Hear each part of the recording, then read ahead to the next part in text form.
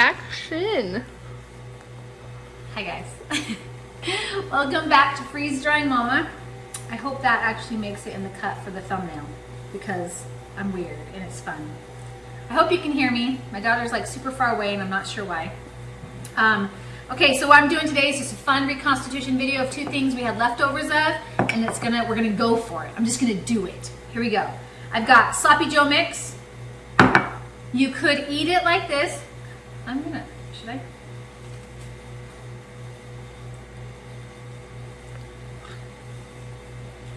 Is that really Sloppy Joe mix? Oh, there it is. Oh, yum. I cook this is homemade Sloppy Joe mix and like manwich, whatever. It's homemade though, and I put vinegar in mine, and that's what I tasted the first thing was vinegar, and I was like, wow, I was not ready for that. But as it reconstituted in my mouth, I could taste that sweet saltiness. I'm gonna eat another bite. Yeah, the vinegar's strong, but if I understand what it is, then I was not expecting that. Okay, so I'm gonna be doing Sloppy Joe mix. I just want to sit there and eat it. It's like one of those videos that you watch where people just sit there and eat food the whole time. Sorry. Okay, then I have turkey fajita mix, and this I made with turkey, obviously. And then I did peppers, corn, beans. I added taco soup mix and some fajita mix, onions, sauteed it all up, added some diced peppers with green chilies, those canned ones. I love those. And then cooked it, and then we had it for dinner, and then whatever I had leftovers, I think it filled up 2 trays. I made like a double batch, so that's what we have here. So my daughter's gonna come in, we're gonna add water, and we're going to reconstitute these. Okay, so this is, I mean, look at that. I'm doing this for my camping trip that we have coming up and for the boys' hunting trip. I mean, that's just, it's like rock hard. So we're just gonna slowly add it. I always say slowly and it just kind of dumps out. So I don't want to crush this up too much because remember, it will make powder of that already ground meat, and we kind of want it to hold that reconstitution as much as we can. It's like texture or whatever, because you can see it. It's kind of falling apart. As it's reconstituting, you can see the meat in there too, and it's actually holding its own. Now remember, I don't cook with beef. I have freeze-dried beef before. I wasn't in love with it, but it can be done, obviously, especially if you go leaner meats. And if you pre-cook it, do rinse off those fats so that you're not freeze-drying the fats. It'll make it much harder on you. I use venison and elk, which is extremely lean meat. It's almost as lean as chicken breast. And so when it reconstitutes very easily because it's not fighting with those fat molecules, those polylipids that really want to fight that water absorption. Remember, protein has a similar molecular structure to carbs. Obviously not all the way, or we would gain just as much weight eating a chicken breast as we would eating 5 donuts, but because they're about similar in weight, right? So, but this right here, because of the chemical structure of where phospholipids fight it, phospholipids fight the attraction of the hydrogen ions in a water molecule. Whereas in protein structure, which is the amino acids, and in carbohydrates, they do not fight that attraction. They actually welcome it. So phospholipids are not friendly to water, and the other two are. So that's why I say that proteins and carbohydrates actually make friends really easily with water. Okay, now I've got to the point where I can mash it down. Okay, now I can add a little bit more water, and it will absorb it to where it's not just sitting there with no water reaching it. Okay, so I'm gonna let that sit for a second. I want it kind of sloppy, but not too sloppy, because if I put that on a bun, gross. Okay, now what we're gonna do is, while that's doing its thing, come on, I just wanna eat the Sloppy Joe and see if it tastes better. Now we're gonna do this. Okay, I'm gonna try a bite. This one looks like it has some bean and some turkey and some flavoring. Oh, see what I'm gonna get.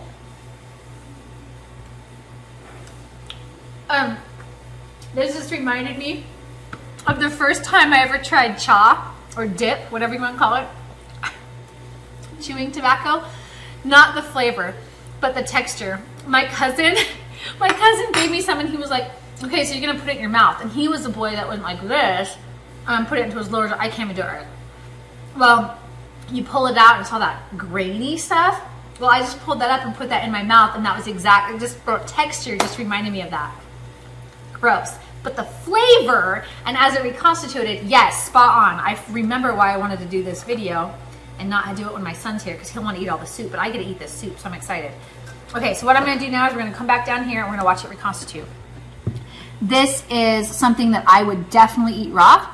I would not need to reconstitute it. Remember, most of the things I make are ready to eat, because if I'm ever in a situation where I can't cook it, I don't want to be stuck sitting there with raw chicken. Wouldn't that be gross? I wouldn't eat raw chicken now. So, and since it's a soup, you can add as much water as your heart desires. Now remember, you've got beans in there. They've got a skin, so you're gonna have to give them a little bit longer to reconstitute for that water to break through.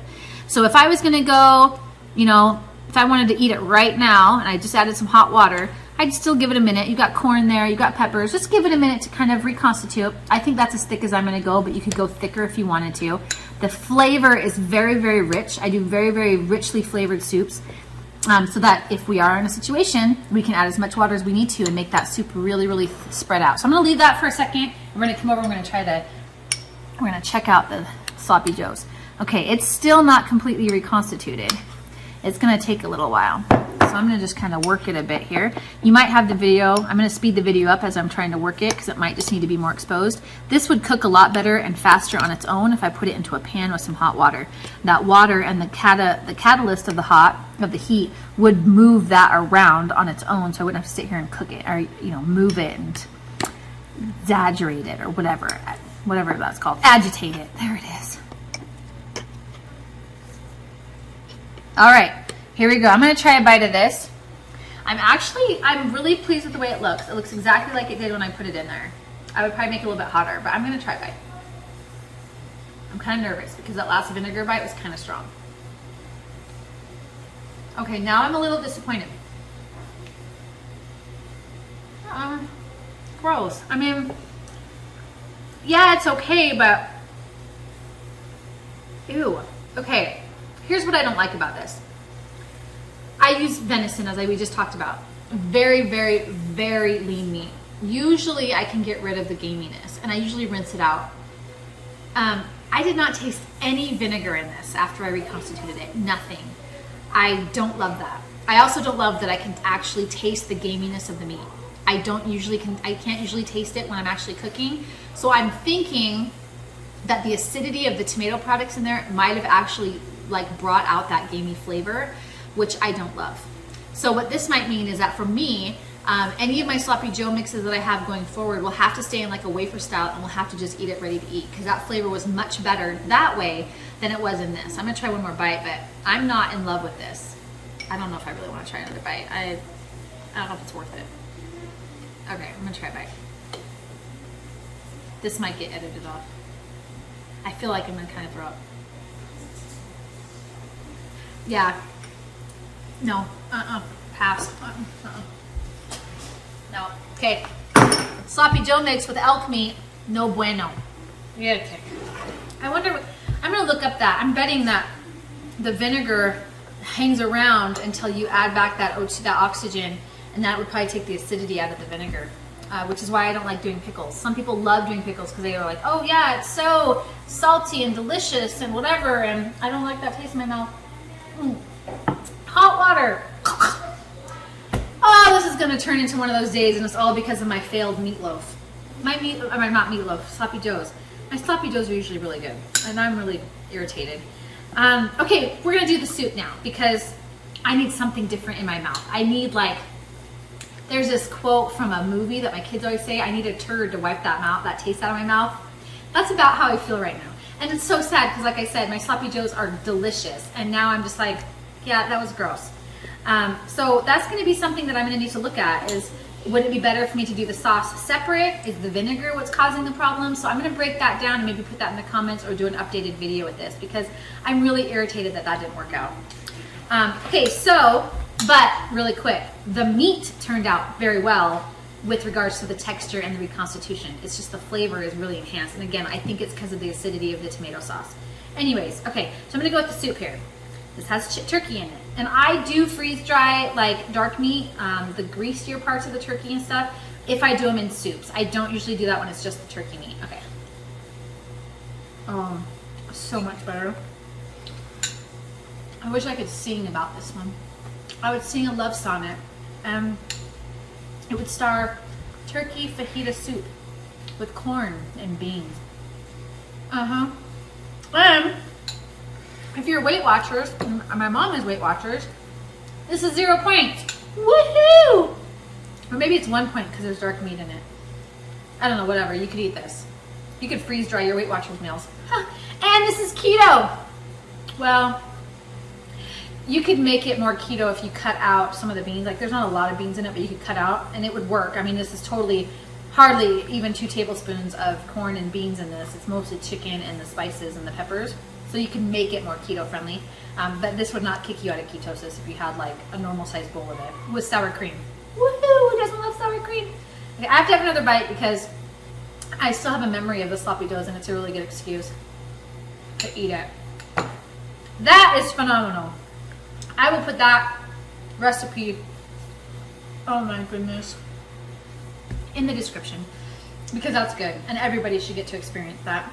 Anyways, okay, so sloppy joe's gross. I don't, like I said, the vinegar thing, I think this is another reason why ketchup, when you mix it in with meatloaf for your reconstitution, doesn't taste as good. Anyways, so that is my deduction. I am going to follow up that hypothesis with a test. I will break it down and see which part of this actually failed, and I know that the meat works. I've done the meat, so I know it's not the meat's fault. It has to be something in the sauce. I will find that out and I will let you know. Okay guys, I hope you liked this video. Hit subscribe if you did. Don't forget to click the notifications so you get anytime I put a video up. Whew, I almost spilled that. Whew, that was like a hot flash. I almost spilled my water. Okay, anyways. Hi guys. Okay, so I'm gonna do a little like addition to my video that we just did. I know I said no on that it might be the tomato sauce. I do not think it's the tomato sauce anymore. Here's why. I did a meatloaf video, which if you go and check out my reconstitution videos, I did a meatloaf one from about a year old, and it has the same meat that I use in my sloppy joes, elk venison, and it has tomato sauce in it. However, it doesn't have vinegar in it. So I'm thinking that might be my variable that I have to test out to make sure the sloppy joe mixes work. Here's what you can do to replace vinegar in the sloppy joe mix. You can use lime juice, lemon juice. You'll obviously want to use less of those than you would vinegar. But when you use those, the acidity level is what you're looking for with the vinegar. You're trying to enhance the flavor of the sugars in the tomato sauce. That's why there's no vinegar or lime juice or anything in your meatloaf. You're really not concerned with the acidity level there. That's why spaghetti sauces actually taste really good over time, because the tomatoes and the acids of the sugars, they all eat together and they work to make your sauce taste better over time. So here we have a meatloaf and the sauce did not make the meat taste gamier. So that's what I'm going to recommend. If you do a sloppy joe mix, watch your vinegar level, try something instead, like maybe, like I said, lime juice, lemon juice, something else to replace that, and then mix it on the other end, like add more peppers or whatever to kind of take that down a little bit, the lemony or limey flavor. So I hope that helps. I'm going to actually still test vinegar against the lime juice and see if that works with the meat. I'm huge into the science part of this, so I will, if you're not interested in that, you don't have to hang out for that, but I'm going to still test it and see what did that. But I think that the variable of tomato sauce has been taken out of that experiment part. Okay guys, thank you so much. I hope you're having fun and have a great day. I love that you guys are here with me on this journey. Let me know if you have any questions in the comments. I try my best to get to the answers within a week of you asking them. It's really hard shuffling through YouTube, but I'm getting there. Thanks again for coming, and I look forward to seeing you again. Thanks, guys.